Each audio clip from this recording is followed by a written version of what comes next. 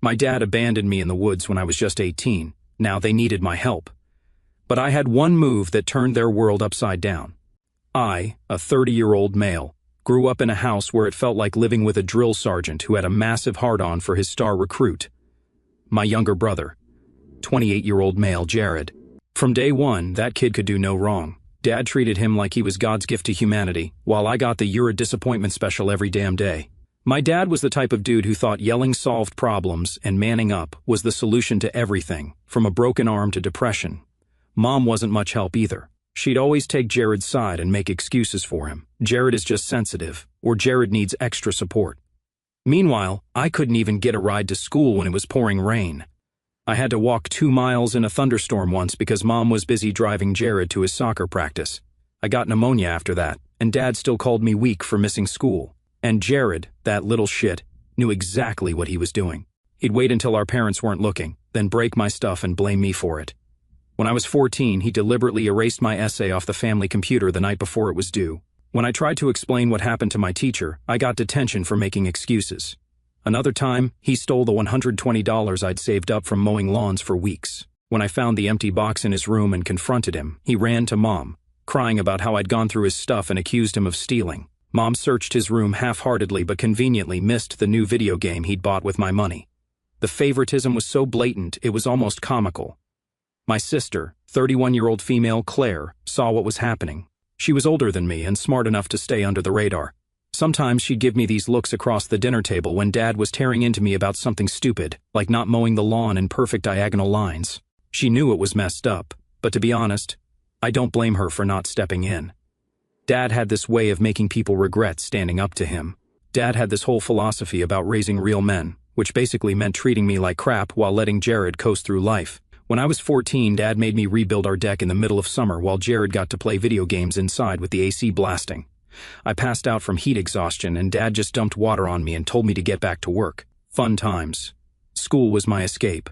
I was actually pretty good at it, especially math and science. My teachers said I had potential, but Dad didn't give a crap about my grades. The only time he ever noticed my report card was when I got a C+. He gave me this whole lecture about how I was embarrassing the family name. Meanwhile, Jared was barely passing most subjects, but got praised for his B-. When I turned 18, things went from bad to worse. Dad dropped this bomb on me that I had to start paying rent, $600 a month, plus utilities and groceries. Meanwhile, golden boy Jared didn't have to pay a cent or lift a finger around the house. Dad said it was because Jared was focusing on his football scholarship, but I was busting my ass in school too.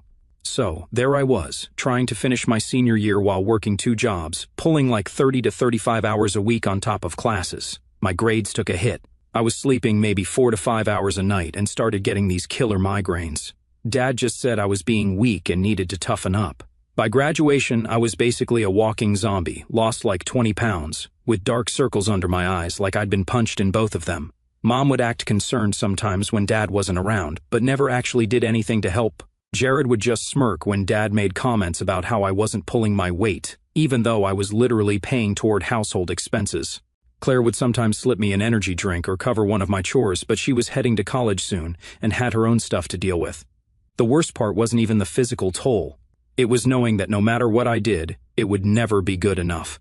Jared could fart the national anthem and get praised for his musical talent, but I could work myself into the ground and still be the family failure. I remember this one time I fixed Dad's truck when the alternator died.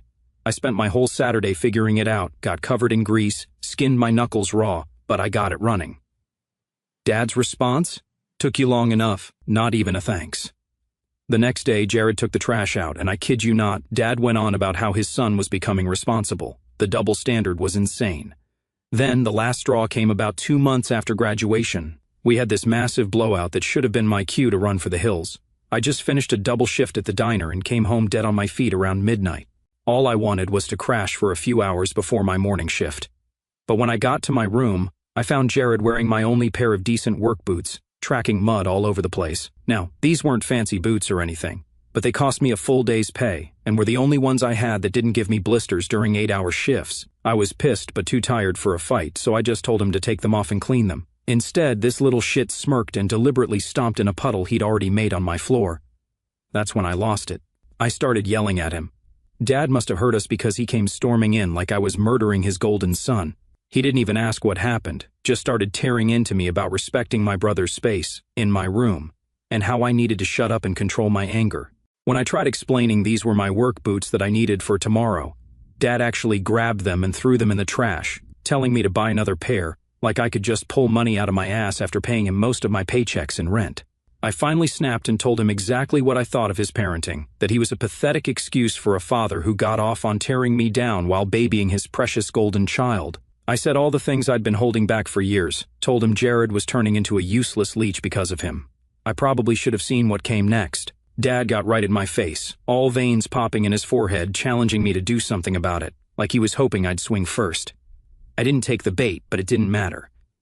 Dear old Dad decided a lesson in respect was due. Nothing says functional family like your father beating the crap out of his adult son over a pair of boots, right?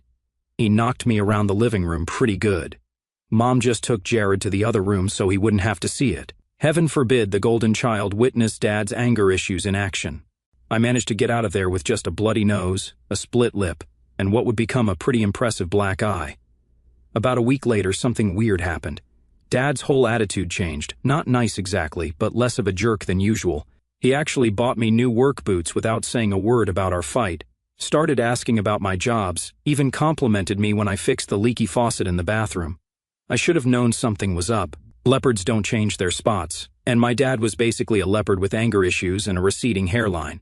But when you've spent your whole life trying to get your dad's approval, even the smallest crumb looks like a feast. So I went along with it, thinking maybe getting my ass kicked had somehow been a turning point.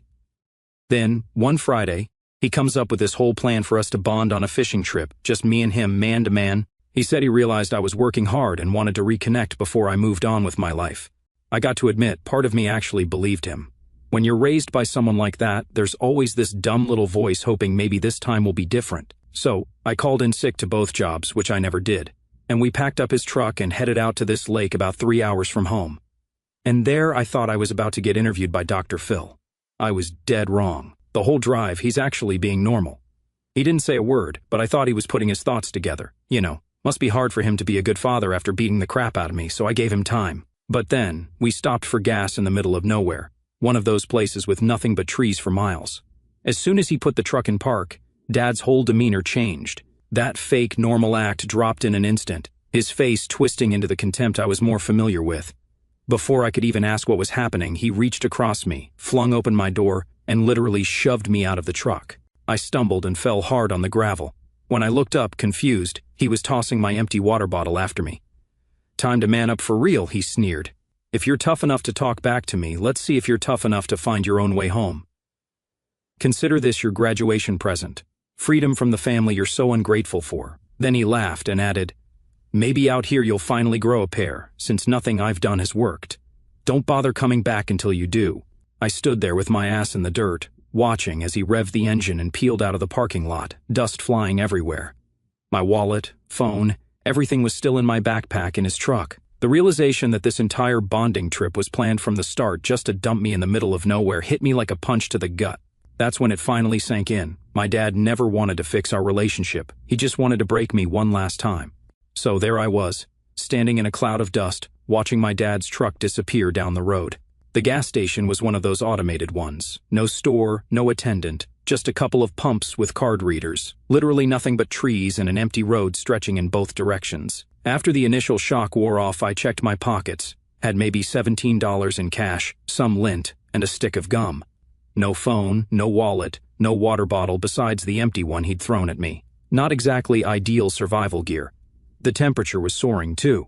It was mid-September, and while the days were still warm, nights got pretty cold in this part of the state. I spent a good 10 minutes just looking at the road in both directions, trying to figure out which way might lead to the city. I started walking with my thumb out whenever I heard a car, but traffic was basically non-existent, like maybe one car every 30 minutes, and none of them stopped. Can't really blame them. Some random dude with a black eye on a deserted road doesn't exactly scream safe ride. After about 2 hours of walking, my feet were already starting to blister. I was getting that familiar raw spot on my heels. The sun was starting to set, and I was beginning to wonder if I'd need to figure out how to sleep in the woods. Not going to lie, that thought was pretty terrifying. I spotted something through the trees, rode about half a mile, and found this tiny convenience store attached to what looked like somebody's house, straight out of a horror movie, but beggars can't be choosers. The old dude behind the counter took one look at me. My face was still messed up from the fight with my dad, I was covered in dust from the road, and probably looked half dead from walking for hours. I made up some bullshit about how my buddies had played a prank on me during a camping trip and left me behind. Not sure if he believed me, but he let me use the store phone. First, I tried calling home. Mom picked up, and I'll never forget what she said. I started explaining what Dad did, expecting her to be shocked or worried or literally have any normal human reaction.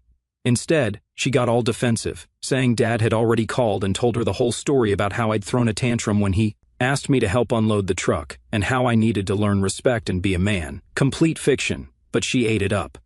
When I tried telling her the truth, she just said I needed to figure it out and that I was old enough to handle myself. Then she actually hung up on me.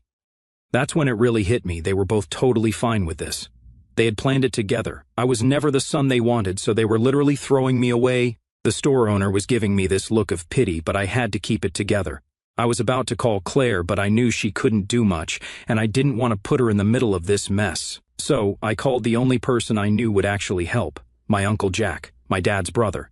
They hadn't spoken in years, because Uncle Jack always called Dad out on his bullshit parenting style. Uncle Jack had tried to stay in touch with me, but Dad always made it difficult. Still, I had his number memorized. He picked up on the third ring, and I just laid it all out, where I was, what happened, everything. There was this long pause, then he just said, "Stay where you are. I'll be there soon." The store owner let me hang out until Uncle Jack showed up, even gave me a Gatorade and a sandwich on the house.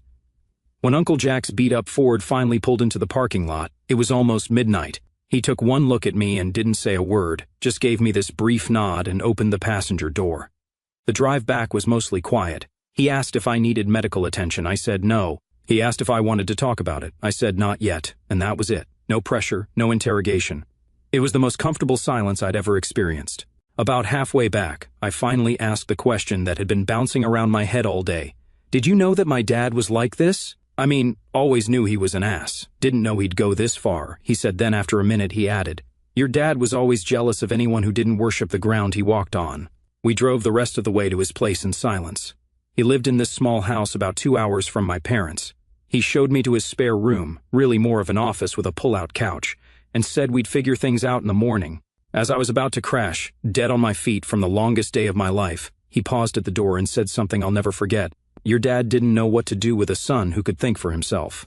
That's his failure, not yours." Then he left me alone, and I slept for 14 straight hours, the first decent sleep I'd had in months. That first week at Uncle Jack's was weird as hell. I kept hoping my phone would ring with Mom calling to check if I was okay. It never did. The only family member who reached out was Claire, and her texts were super careful, like she was afraid someone would see them. Later, I found out my parents told her I'd run away after a fight with Dad, and they were giving me space to cool off. Yeah, right. More like they were covering their asses in case anyone asked questions. Anyway, Uncle Jack didn't waste time with pity parties. The day after I arrived, he took me to get a new ID since mine was in the backpack my dad drove off with.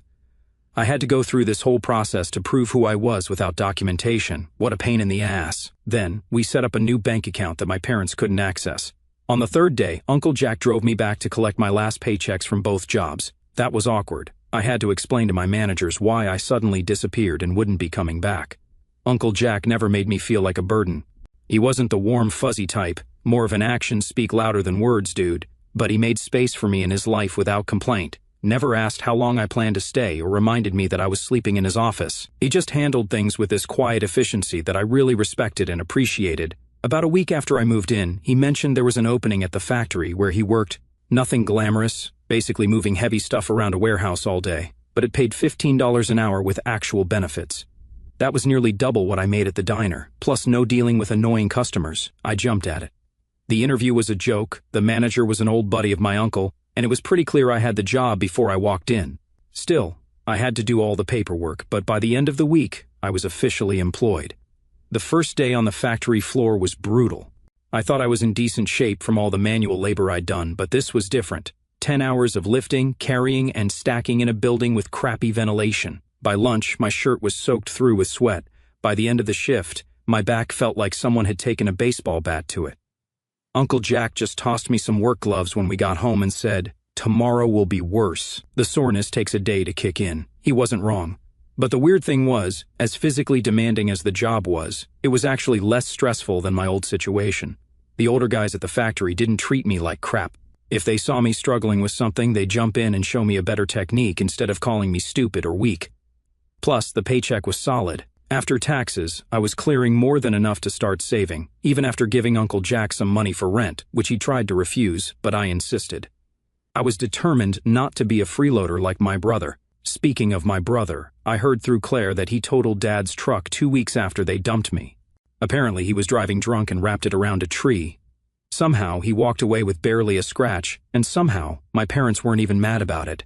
Dad just fixed the truck, and Jared faced zero consequences. Classic. 3 months into working at the factory, I had enough saved up to buy this crappy car from one of the guys at work.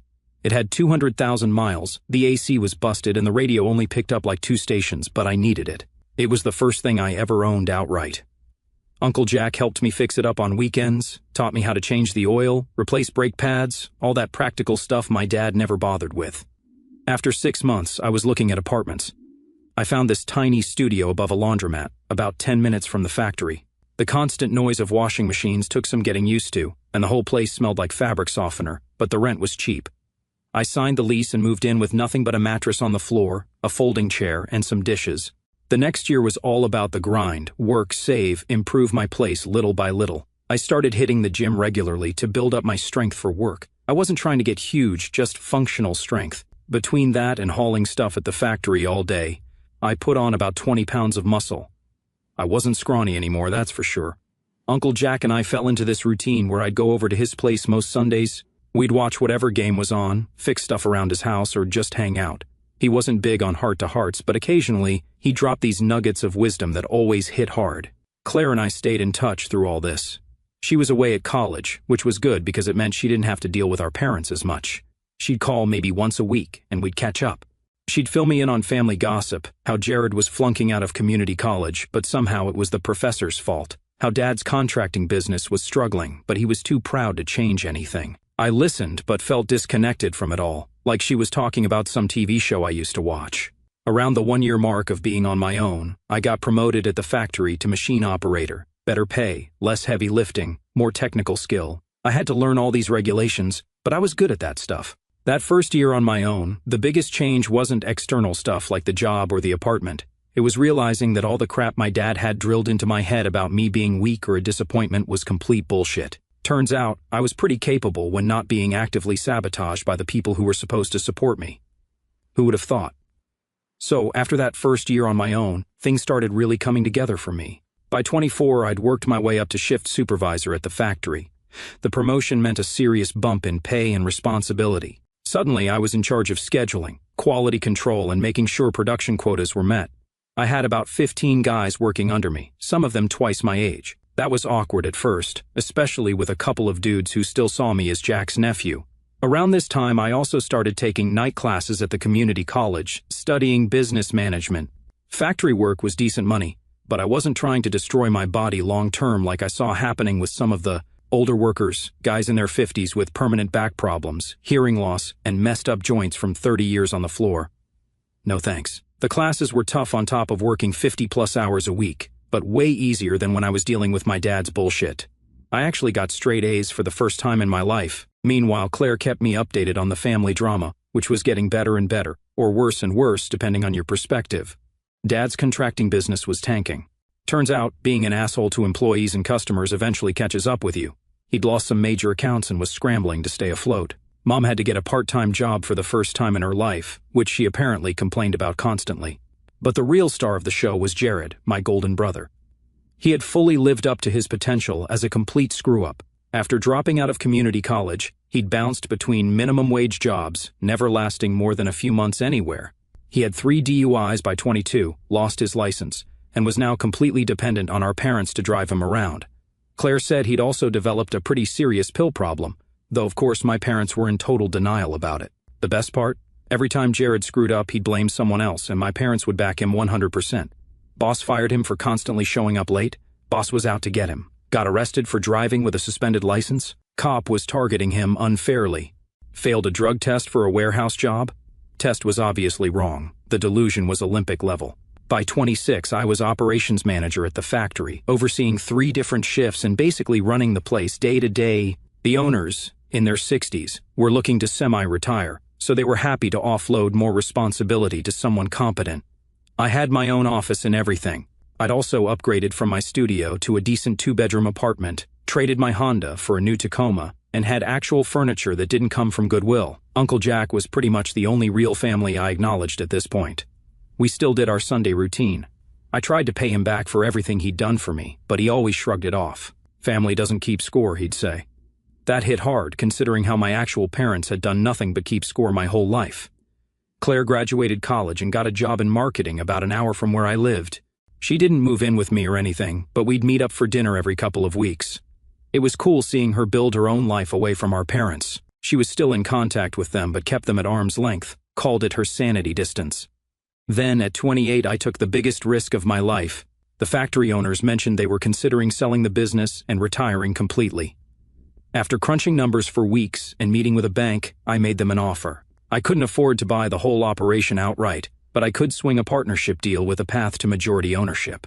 They went for it, partly because they knew I could keep the place running smoothly, and partly because training a new operations manager would have been a pain in the ass for them.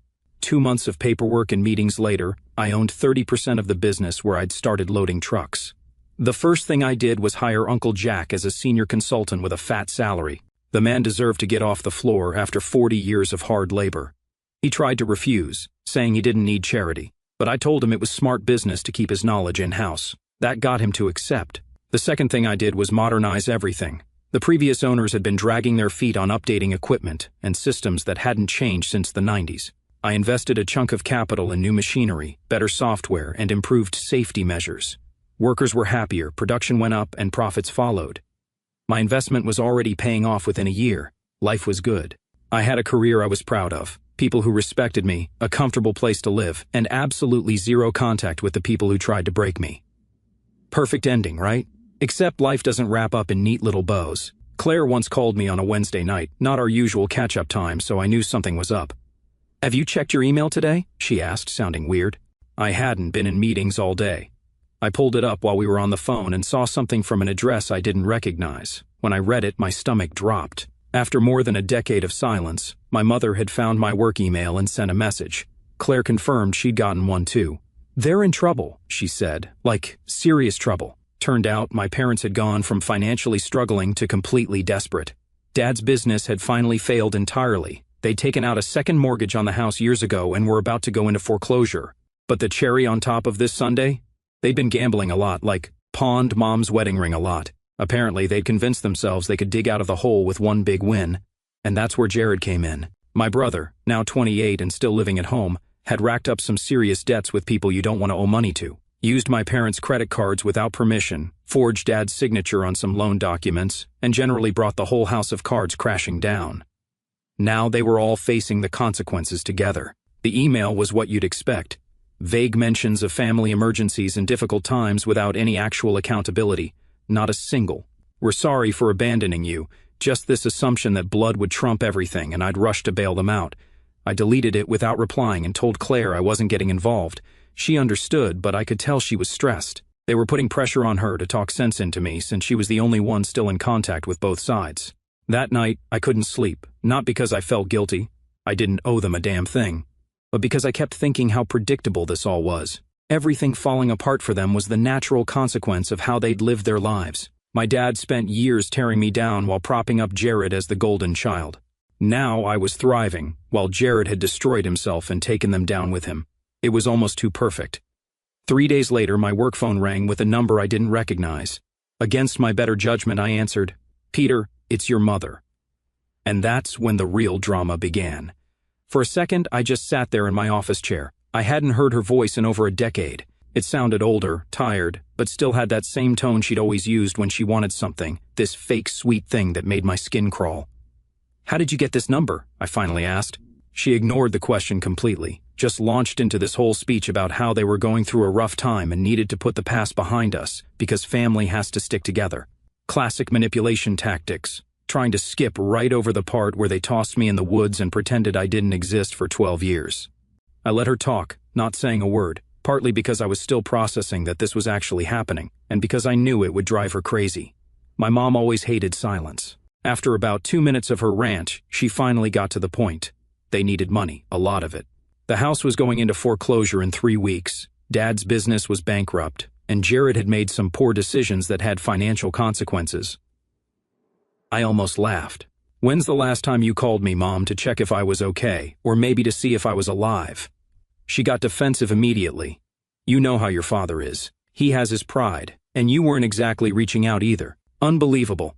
I was the one who needed to reach out after they abandoned me. The twisted logic they had. How much? I asked, just to see what they thought I was worth. We need $150,000 to clear everything up, she said, like she was asking to borrow $20. We can work out a payment plan, of course. Yeah, right, like they'd ever pay back a dime. I told her I'd think about it and hung up. Then I called Claire. She confirmed everything Mom had said about their financial situation, but added the parts Mom had conveniently left out, like how they blown through their retirement fund at casinos, and how Jared had stolen their credit cards to pay off some seriously bad people. The situation was even worse than Mom had made it sound. The next week, Mom called every day, getting progressively more desperate. Dad never called himself. Too proud, I guess. But she kept saying he was concerned and wanted to make amends. I didn't believe that for a second. Finally, I decided to end this once and for all. I told Mom I'd meet them at my office that Friday to discuss options. I had zero intention of giving them money, but I wanted to see them face to face. Maybe part of me needed closure. Maybe I wanted them to see what I'd built without them. Either way, it was time to finish this chapter of my life. Friday came, and they showed up at the factory right on time. I watched them through my office window as they pulled up in a beat-up old Buick. Dad had lost weight, had this defeated slump to his shoulders that I'd never seen before. Mom's hair had gone completely gray. I had my assistant bring them to my office. The look on their faces when they saw me sitting behind that big desk in my own office was almost worth all the shit they'd put me through. Dad's eyes darted around, taking in the awards on the wall, the view from the window, all the signs that I'd done pretty damn well without him. Mom was doing that fake smile thing, probably already calculating how much she could squeeze out of me. Peter, you look good, she started, all sugary. We've thought about you so often. I didn't bother with small talk. Let's get to the point. You need $150,000, or you lose the house. Jared screwed up again, and you're out of options. That about cover it? Dad finally spoke. The economy hit my business hard. We made some investments that didn't pay off. Couldn't even admit they'd gambled it all away. Claire told me everything, I said, about the casinos, about Jared stealing your credit cards, about the second mortgage. That shut them up for a second. Mom recovered first. Everyone makes mistakes, but we're family.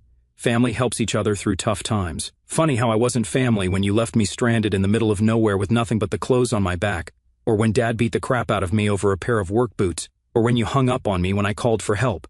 Dad's face got red. That was different. You needed to learn to be a man. And what did Jared need to learn when you bailed him out after every DUI, after he stole from you, after he totaled your truck? No answer to that, just uncomfortable shifting in their chairs. All right, I said calmly.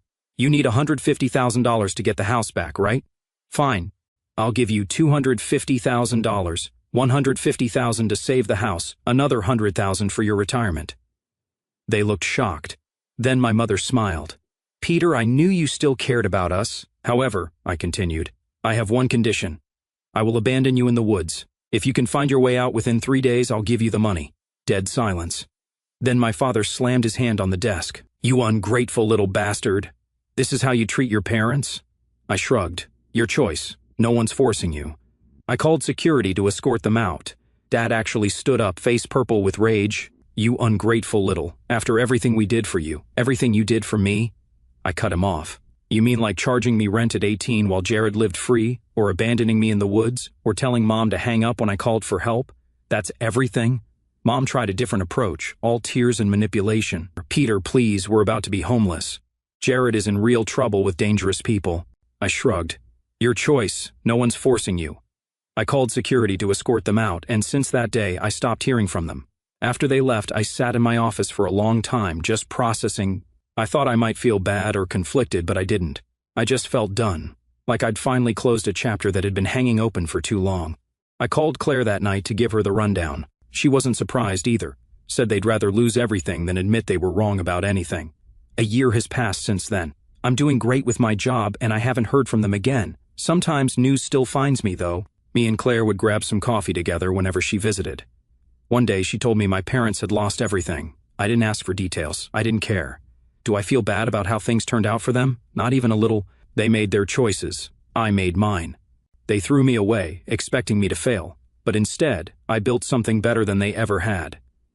The ultimate karma isn't taking something from them. It's succeeding so completely that they have to live with knowing what they threw away. Some bridges stay burned for a reason.